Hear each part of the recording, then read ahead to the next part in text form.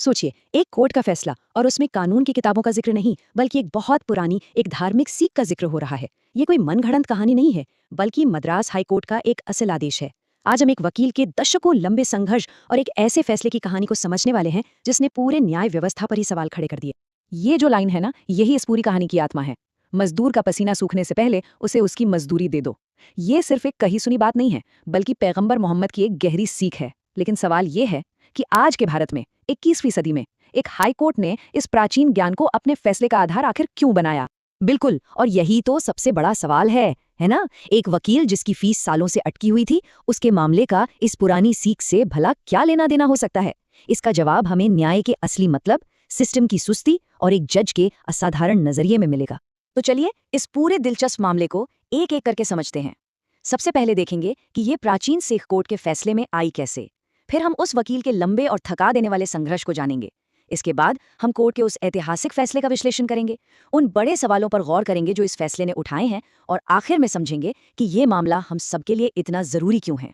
हमारी कहानी की शुरुआत होती है मद्रास हाईकोर्ट की मदुरई बेंच से। तो चलिए सीधे उस कोर्ट रूम में चलते हैं और देखते हैं कि इस कहानी के मेन कैरेक्टर्स कौन कौन हैं। तो इस पूरे मामले में आप देखिए 3 मेन प्लेयर्स हैं। एक तरफ हैं जस्टिस GR स्वामीनाथन, वो जज जिन्होंने न्याय को सिर्फ कानून की मोटी मोटी किताबों तक ही नहीं रखा। दूसरी तरफ है वकील P थिरुमलाई, जो दशकों से अपनी मेहनत की कमाई के लिए लड़ रहे थे। और उनके सामने था मदुरई म्यूनिसिपल कॉर्पोरेशन, एक सरकारी संस्था जिस पर अपने ही वकील के पैसे ना देने का आरोप था। तो सवाल ये है कि आखिर ये मामला कोर्ट तक पहुंचा कैसे? देखिए, इसकी जड़ें ना किसी एक दिन या एक साल में नहीं है, बल्कि लगभग 2 दशक लंबे इंतजार में छिपी हैं। 14 साल, सोचिए ये कितना लंबा वक्त होता है। वकील P थिरुमलाई ने अपनी जिंदगी के 14 साल मतलब 1992 से लेकर 2006 तक मदुरई म्युनिसिपल कॉर्पोरेशन को दिए। ये सिर्फ कोई नौकरी नहीं थी, बल्कि एक कमिटमेंट था। और इन 14 सालों में उन्होंने किया क्या? उन्होंने 818 केस लड़े कॉर्पोरेशन के लिए। 818, ये नंबर ही अपने आप में बताता है कि उनकी मेहनत कितनी ज्यादा थी। ये सिर्फ फाइलों का ढेर नहीं था, बल्कि ना जाने कितने घंटों की तैयारी, बहस और कानूनी जद्दोजहद थी। लेकिन इतनी मेहनत का, इतने सालों के काम का नतीजा क्या निकला? सालों का लंबा इंतजार और 13,05,000 रुपए का बकाया बिल। ये सिर्फ एक सरकारी विभाग पर कर्ज नहीं था, बल्कि एक प्रोफेशनल के काम, उसके वक्त और उसके सम्मान का बकाया था। और इस कहानी का सबसे सबसे दुखद हिस्सा जानते हैं क्या है? वो वकील जिसने सैकड़ों केस में एक बड़ी संस्था को डिफेंड किया, वो खुद इतने बुरे आर्थिक हालात में था कि अपने ही केस के लिए जरूरी कागजात की कॉपी तक नहीं निकलवा पा रहा था। ये सिस्टम पर एक तरह का तमाचा है नहीं? तो दशकों के इस लंबे इंतजार के बाद फाइनली 19 दिसंबर को वो दिन आया जब फैसला सुनाया गया। लेकिन कोर्ट का ये फैसला कोई आम ऑर्डर नहीं था। ये एक बहुत ही पावरफुल मैसेज था उन सभी के लिए जो सिस्टम की धीमी चाल से निराश हो जाते हैं। जस्टिस स्वामीनाथन ने अपने फैसले में एक बहुत जरूरी कानूनी सिद्धांत, लेबर ज्यूरिस्प्रूडेंस का इस्तेमाल किया। अब आसान भाषा में इसका मतलब क्या है? इसका मतलब है कि भाई जो भी मेहनत करता है उसको उसकी मेहनत का पैसा फौरन मिलना चाहिए, बिना किसी देरी के। उन्होंने साफ किया कि पसीना सूखने से पहले मजदूरी का ये सिद्धांत सिर्फ दिहाड़ी मजदूरों के लिए नहीं, बल्कि हर उस प्रोफेशनल के लिए है जो अपना दिमाग और वक्त लगाता है। कोर्ट ने सिर्फ बड़ी बड़ी बातें नहीं की, बल्कि एकदम ठोस एक्शन भी लिए। उन्होंने 2 क्लियर कट निर्देश दिए।